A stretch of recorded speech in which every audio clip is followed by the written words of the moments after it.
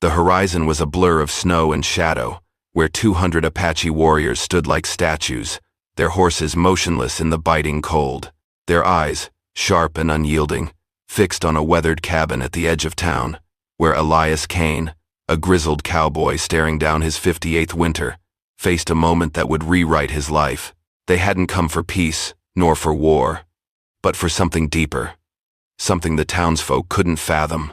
The air was thick with tension, the kind that makes your chest tighten, as if the desert itself held its breath. To understand why those warriors stood there, you have to go back, just 24 hours earlier, to a blizzard that tore through the high desert and set this whole story in motion. If you're watching this on television, take a second to grab your phone and hit follow, like, or share. That one click means a lot, and it helps us keep telling stories that matter. The wind screamed across the desert, a relentless howl that piled snow against Elias Kane's sagging porch. He was out there, bundled in a worn sheepskin coat, his hands steady despite the cold, stitching a saddle that had seen better days.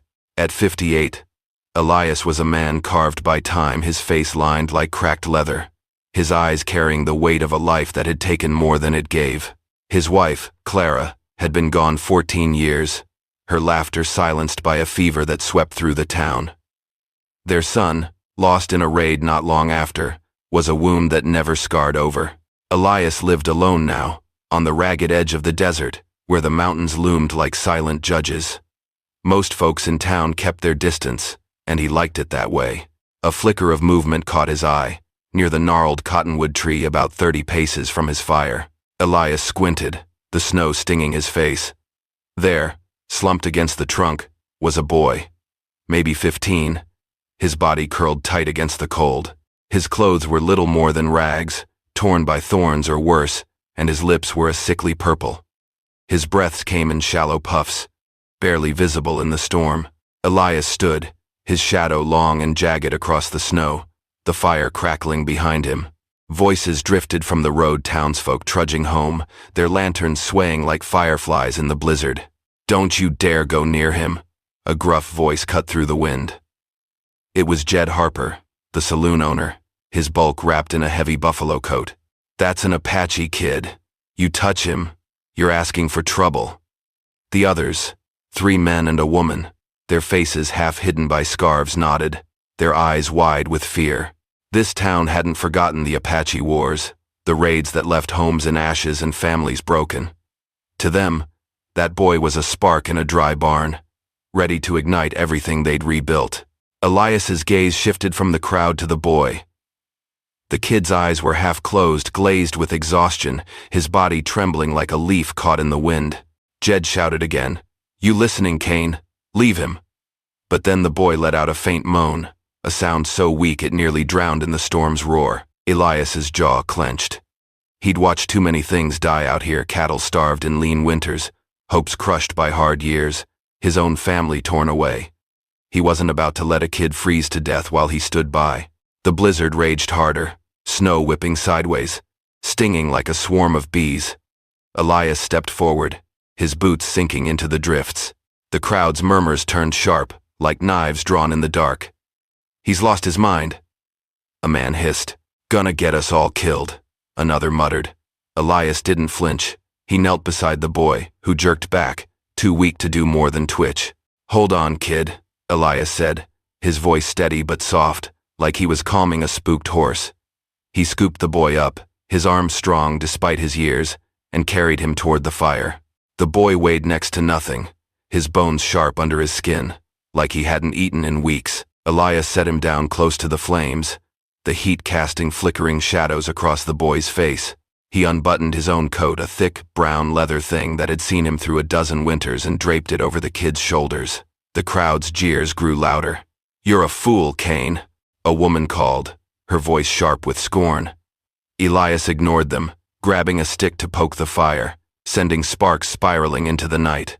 "Stay awake," he told the boy. "You close your eyes, you're done for." The kid's gaze met his, just for a second, and something stirred in Elias, something he hadn't felt in years. Then the firelight hit the boy's face, and Elias's world tilted. A scar, shaped like a crescent moon, curved across the kid's neck, faint, but unmistakable. Elias's breath caught, his hands freezing mid-motion.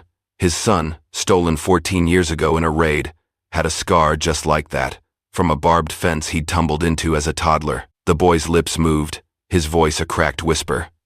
"Talon," he said. Elias's heart stopped.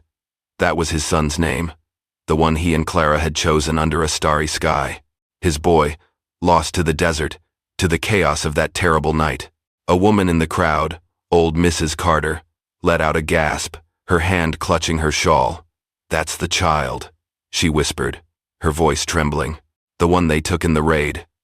Her words spread through the crowd like a spark through dry grass. Elias's mind reeled, caught between hope and dread. Was this some cruel trick of the desert? Or had fate brought his son back? The boy's eyes, dark and haunted, held a flicker of something familiar, like a memory buried deep. Elias sat there, the storm howling around them, torn between the impossible hope in his chest and the fear that this was just another loss waiting to happen. Before the crowd could press closer, a sharp cry rang out from the road. A young girl, maybe 10, broke free from her mother's grip and darted toward the fire. Her cheeks were red from the cold, her eyes wide but fearless. She dropped a tattered wool scarf at Talon's feet, her hands shaking as she backed away. "You're cold," she said, her voice small but clear, then turned and ran back to her mother. The scarf was old, its edges frayed, but it was thick and warm. Talon's fingers closed around it, clutching it like a lifeline. The crowd went quiet, some faces softening, others twisting with disgust. Elias nodded at the girl, his throat tight. That small act was a flicker of light in the storm, but he knew it wouldn't hold back the tide of fear. By morning, the town was alive with whispers, each one sharper than the last. Elias Kane, the hermit cowboy, had taken in an Apache boy. The news spread like a brush fire, and it wasn't kind. A group of young cowboys, led by Nate Brody, the sheriff's son, marched to Elias's cabin, their boots crunching through the fresh snow. They stood in a tight line, their breath steaming, hands balled into fists. "Hand him over, Kane," Nate said, his voice cold as the ice on the ground. "That kid's a scout. He's here to spy for his tribe." Elias stood in his doorway, his rifle leaning against the wall, its barrel catching the pale morning light. "He's just a boy," he said, his words measured but firm. Nate spat into the snow, his eyes narrowing. "A boy who'll bring his kin to burn this town down." The others murmured agreement, their faces hard with anger, born of old wounds. Elias glanced back into the cabin, where Talon slept on a blanket by the fire, his face peaceful for the first time.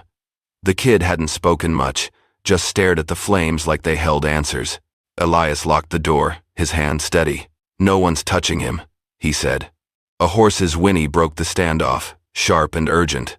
Silas, an old prospector with a face like weathered bark, rode up, his mare panting hard. "Wolves!" he shouted, pointing toward the hills. "A pack's circling the cattle pens, tearing into 'em." The cowboys froze, their anger shifting to panic. Elias seized the moment. "Go save your livestock," he said, his voice cutting through the tension. "I'll handle things here."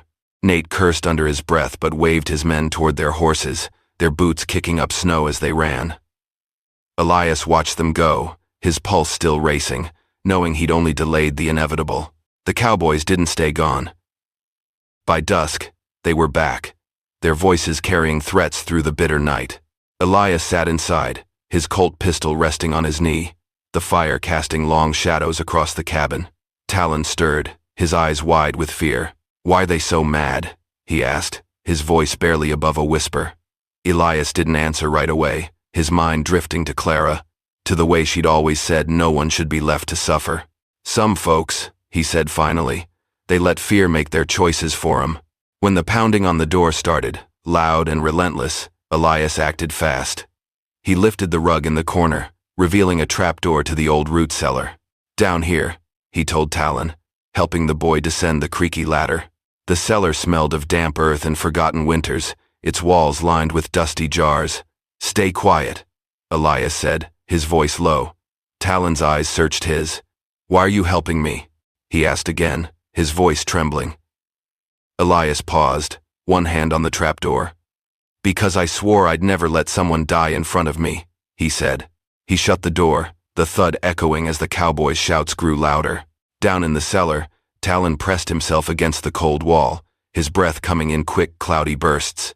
He reached into his pocket and pulled out a small wooden horse, its edges worn smooth from years of handling. He turned it over, his fingers tracing the careful grooves, his eyes distant.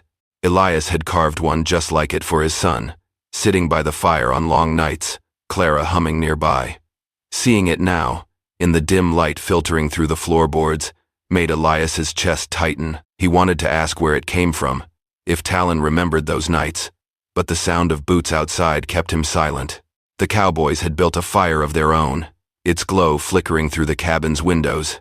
Nate's voice rang out, sharp and venomous. "Come out, Kane, or we'll torch this place." Elias stood by the window, his silhouette tall against the firelight. The storm had eased, but the air felt heavy, like the calm before a worse kind of tempest. He gripped his pistol, his knuckles white, ready to fight for a boy he wasn't sure he knew but couldn't bear to lose. Just before dawn, a new sound broke the tension, the steady rhythm of hooves, slow and deliberate. Elias peered through the frost-covered window. A line of Apache riders emerged from the snowy haze, their horses moving with eerie calm. No war paint, no drawn weapons, just a quiet strength that made the townsfolk freeze. Nate's hand hovered over his gun, but he didn't draw. At the head of the riders was a tall man, his face etched with years of hardship, his eyes steady as stone. He raised a hand, and the riders stopped. The man's voice carried over the snow, his English clear and measured. "The boy. Talon. Where is he?" Elias stepped onto the porch, his heart hammering against his ribs. The man's gaze locked onto his, unyielding but not hostile. "Anyone who touched that boy last night," the man said, "we consider their debt paid. They saved one of ours." The crowd fell silent, Nate's jaw dropping like a stone. Elias realized this was Talon's father, and the Apaches hadn't come to raid. They'd come to repay a kindness. A woman from the town, Mary Ellis, stepped forward, her hands trembling but determined. She was a widow, her fingers rough from years of scrubbing laundry for the saloon. She held out a tin of biscuits, still warm from her oven, and offered it to the lead rider. "For the boy," she said, her voice barely audible. The warrior took it, his face unreadable, then gave a single nod. The gesture was small, but it hung in the air like a fragile thread of trust. Elias felt the crowd's mood shift. Some faces softened, others turned away, their lips tight with resentment. The town's unease didn't fade. By midday, whispers had turned into plans to drive Talon out, Apache or not.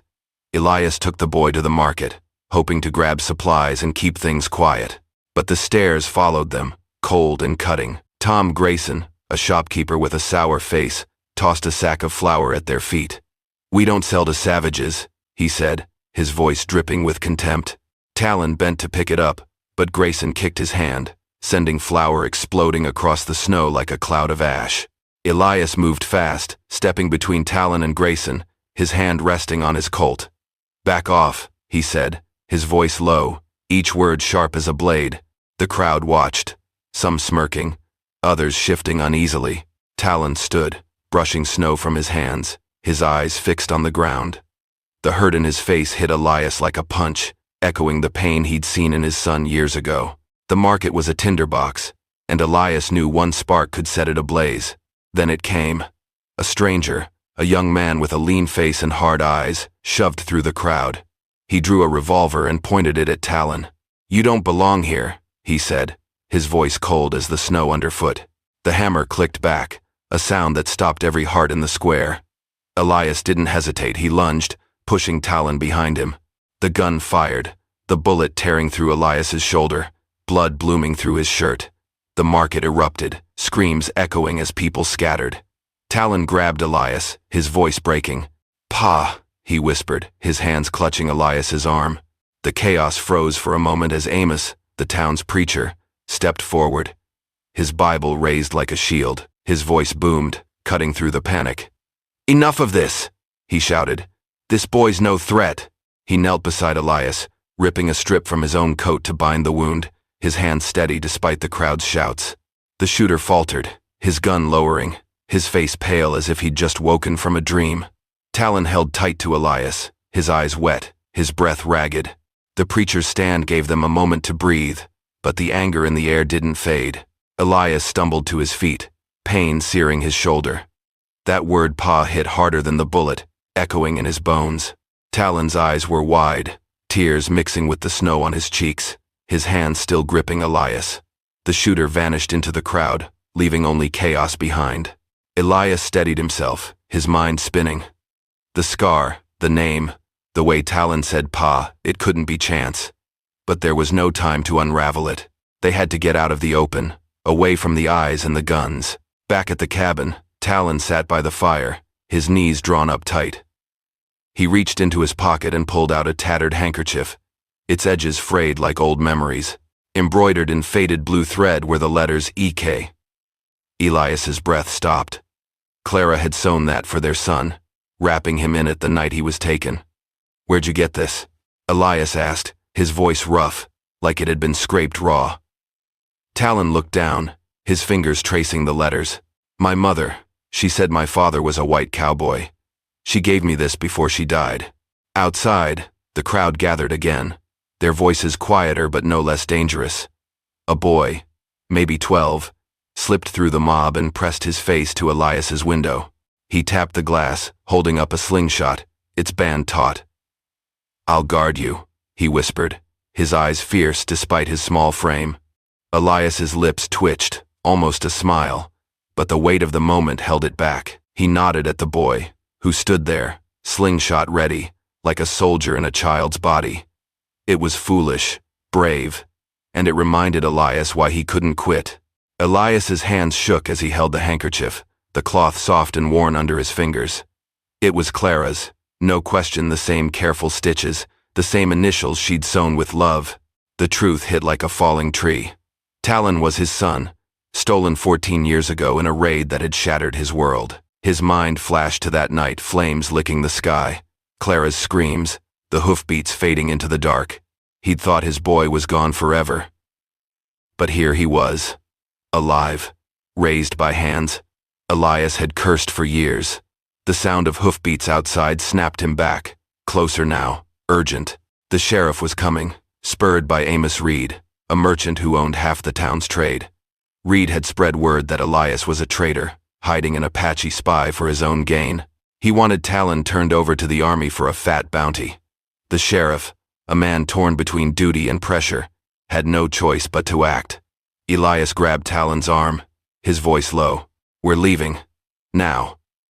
They slipped out the back, into the snow-dusted hills, the sound of pursuit growing louder, like a storm rolling in. As they ran, a scrawny dog, its fur matted with snow, darted after them, its paws silent on the frozen ground.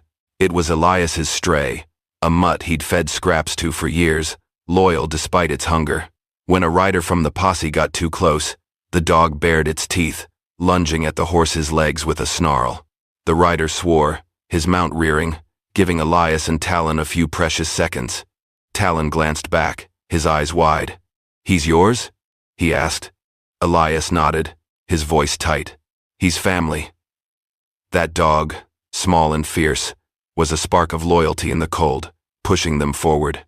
The mountains were unforgiving, the snow deep and treacherous, clinging to their boots like wet clay. Elias and Talon moved fast, their breath clouding in the freezing air, the posse's shouts echoing behind them. Elias's shoulder burned, blood seeping through the preacher's makeshift bandage. But he kept moving, guiding Talon through a narrow pass. A bullet whizzed past, splintering rock above their heads. Elias fired back, his shots wild but enough to make the riders hesitate, their horses slipping on the icy ground. Talon stumbled on a slick patch, his hands scrabbling at the snow. Elias grabbed him, pulling him up, their eyes meeting for a moment. The boy's face was pale, but his jaw was set, refusing to break. They reached a ridge, the drop below them, a yawning black void. Elias scanned the pine-thick slope, searching for a path. Another shot rang out, closer now, kicking up snow at their feet. Elias shoved Talon toward a cluster of trees, their branches sagging under the weight of the storm. "Run," he said, firing again to cover their escape. They staggered into a clearing, their breaths ragged, and Elias braced for the end. But then he saw it, a circle of low, steady fires, their flames cutting through the dark. Apache warriors stood watch, their faces calm but unyielding, their hands resting lightly on their reins. The posse skidded to a halt, their horses snorting in fear. An older man stepped forward, his presence like a mountain, unmoved by the chaos. In his hand was a silver medallion, its surface catching the firelight. Elias knew it instantly, Clara's, the one she'd worn every day of their marriage. The man's voice was steady, carrying over the wind. "Your wife saved my son from soldiers years ago. We took your boy to keep him safe, not to steal him." Elias's legs nearly gave out, the weight of 14 years crashing down. He'd spent those years hating the Apaches, cursing them for his loss, when they'd been the ones to save his son. The man handed him the medallion, its metal warm despite the cold. "The debt is paid," he said. Talon stood between them, his eyes wide, piecing together a truth he'd never fully known. In the Apache camp, a young woman, her hair braided tight, approached with a bowl of steaming broth. She knelt before Elias, her hand steady but her eyes carrying a quiet sorrow. "For you," she said, her voice soft as the snow. Elias took the bowl, his fingers brushing hers, and noticed a star-shaped scar on her wrist, faint but clear. Clara had one like it, from a burn she got cooking for the town's poor. Was this her kin, a niece, or cousin? The question lingered, unanswered, but the warmth of the broth spread through him, and for a moment, he felt Clara's kindness in the air. The posse retreated, spooked by the warrior's presence. Elias and Talon stayed with the tribe that night, the fires keeping the cold at bay. But word reached the town, and the anger swelled like a river after rain. They called Elias a traitor, said he'd betrayed his own people for an Apache boy. The warriors offered to fight, their hands already on their knives, but Elias shook his head. "No more blood," he said, his voice firm. He'd go back alone, face the town, and pray they'd hear the truth. Before he left, an Apache elder approached Talon, his steps slow but sure. He held out a small leather pouch, its stitching worn but strong. Inside was an eagle feather, its edges catching the firelight like a blade. "For courage," the elder said, his voice deep and steady. Talon tied it to his belt, his hands no longer shaking, his eyes bright with something new. Elias watched, his heart swelling. This boy wasn't just his son, he was a bridge, carrying the strength of two worlds.